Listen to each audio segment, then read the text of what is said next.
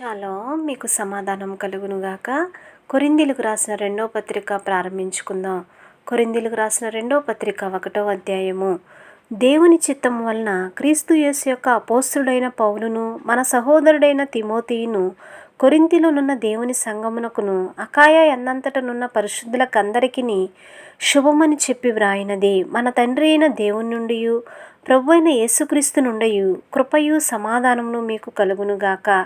కనికరం చూపు తండ్రి, సమస్తమైన ఆదరణను అనుగ్రహించు దేవుడు, మన ప్రభు అయిన యేసుక్రీస్తు తండ్రియునైన దేవుడు స్తుతింపబడునుగాక.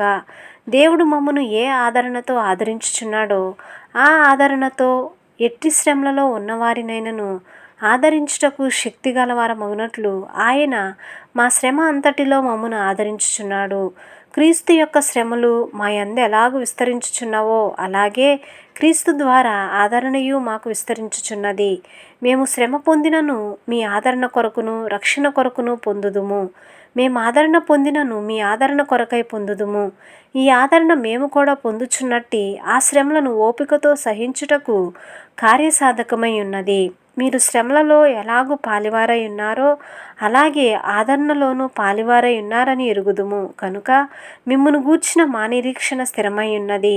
సహోదరులారా, ఆసియాలో మాకు తటస్థించిన శ్రమను గూర్చి మీకు తెలియకునుట మాకిష్టం లేదు. అదేదనగా మేము బ్రతుకుదమనం నమ్మకము లేక ఉండునట్లుగా మా శక్తికి మించిన అత్యధిక భారం వలన కృంగిపోతిమి. మరియు మృతులను లేపు దేవుని యందే గాని మాయందే మేము నమ్మిక ఉంచకుండునట్లు మరణమగుదుమను నిశ్చయము మా మట్టుకు మాకు కలిగి ఉండెను. ఆయన అట్టి గొప్ప మరణము నుండి మమ్మను తప్పించెను, ఇక ముందుకును తప్పించును.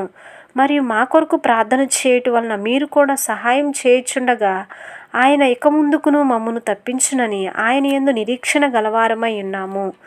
అందువలన అనేకుల ప్రార్థన ద్వారా మాకు కలిగిన కృపావరము కొరకు అనేకుల చేత మా విషయమై కృతజ్ఞతాస్తుతులు చెల్లింపబడును.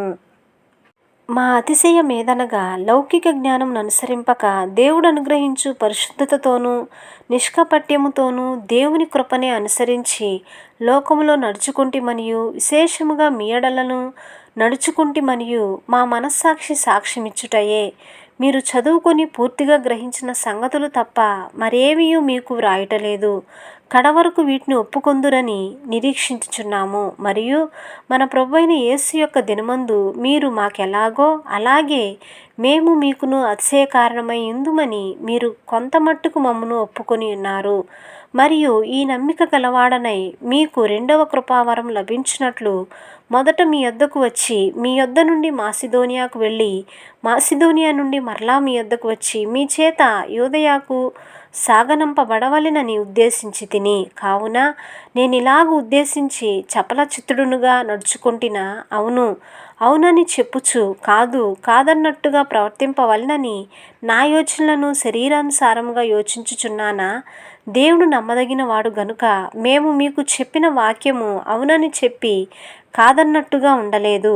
మా చేత అనగా నా చేతను సిల్వా చేతను తిమోతి చేతను మీలో ప్రకటింపబడిన దేవుని కుమారుడగు యేసుక్రీస్తు అవునని చెప్పి కాదనువాడై ఉండలేదు గాని ఆయన అవుననువాడై ఉన్నాడు.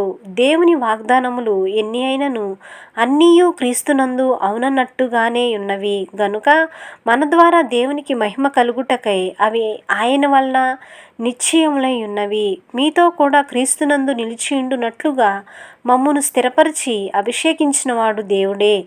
ఆయన మనకు ముద్ర వేసి మన హృదయములలో మనకు ఆత్మ అను సంచకరువును అనుగ్రహించి ఉన్నాడు. మీ యందు కనికరం కలిగినందున నేను మరలా కొరింథునకు రాలేదు. నా ప్రాణము తోడు ఇందుకు దేవునిని సాక్షిగా పెట్టుచున్నాను. మీ విశ్వాసము మీద మేము ప్రభువులమని ఎలాగూ చెప్పుటలేదు గాని మీ ఆనందమునకు సహకారులమై ఉన్నాము. విశ్వాసము చేతనే మీరు నిలకడగా ఉన్నారు.